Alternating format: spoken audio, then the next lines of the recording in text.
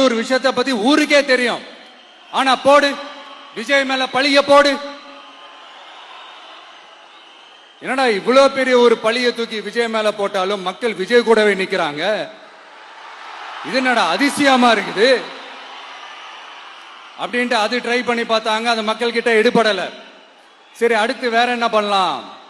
முடக்கு. ஜனநாயகனா முடக்கு. படத்தை முடக்கினா கொஞ்சம் பையன் கொஞ்சம் டிஸ்டர்ப் ஆயிடுவான். அதனால படத்தை முடக்கு. இது யாரு முடக்கினாங்கன்றது உங்களுக்கே தெரியும். அது நான் சொல்ல வேண்டிய அவசியம் உங்களுக்கு இல்ல.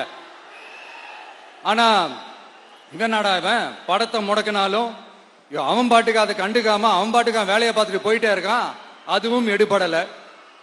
சரி, அடுத்து வேற என்ன பண்ணலாம்? போடு SOPன்னு ஒண்ணு போடு. விஜய்க்கு மட்டும் தனியா ரூல்ஸ், தனியா ரெகுலேஷன்ஸ், தனியா கண்டிஷன்ஸ். அவனுக்கு மட்டும் போடு. மத்த கட்சிகள்லாம் விடு. விஜய்க்கு மட்டும் தனி கண்டிஷன்ஸ் போடு. அவன் வெளியவே வரக்கூடாது, மக்களை சந்திக்கவே கூடாது. என்னாச்சு? அதுவும் எடுபடல. சரி, அடுத்து வேற என்ன பண்ணலாம்?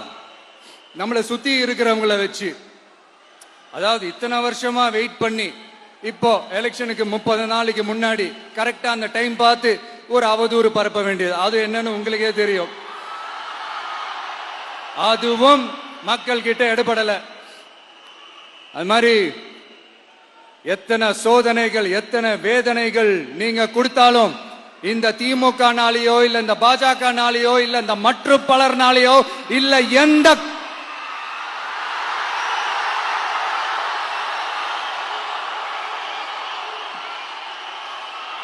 வேற யாராலையும் என்ன